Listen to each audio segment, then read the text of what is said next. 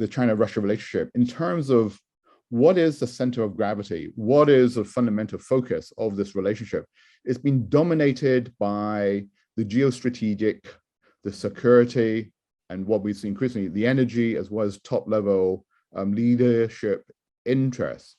Issues of economic trade and cooperation has been sort of very much sort of at a lower tier. So fundamentally, the China-Russia relationship has been very much focused on the strategic as well as the security. The China-Russia relationship, especially in the post-Cold War era, was not that important. It was what I would consider to be of sort of a middle strategic importance. The reason why was that, China and Russia, they were important powers, but they up until the last few years, especially related to China, they were not sort of like top tier great powers itself. And what they did in terms of their strategic and security interaction, or even on the economic side, didn't really have a profound regional or even global impact itself. But all that has changed with the Russian war against Ukraine. And as we saw with the NATO summit last week, the China-Russia axis is now at the top level of importance.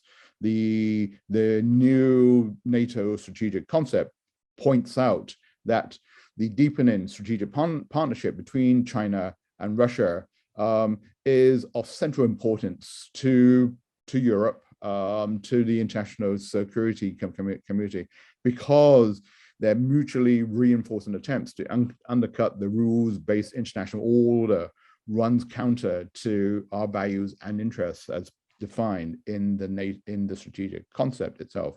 Since Xi Jinping and Vladimir Putin have been in power, there's been this shift towards what we call an entente relationship, where the Chinese and Russians have a lot of shared interests, but they are not getting close to an alliance partnership.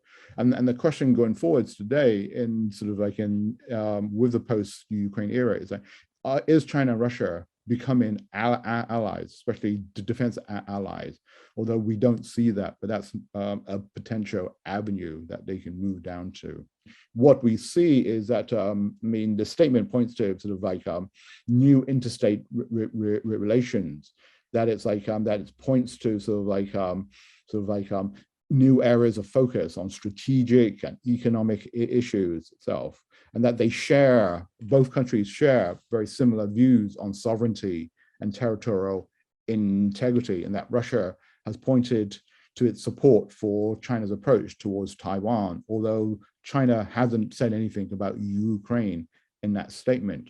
So what we see is that there's a lot of rhetoric in there, but the realities are not as sort of like as clear, in terms of this rhetoric.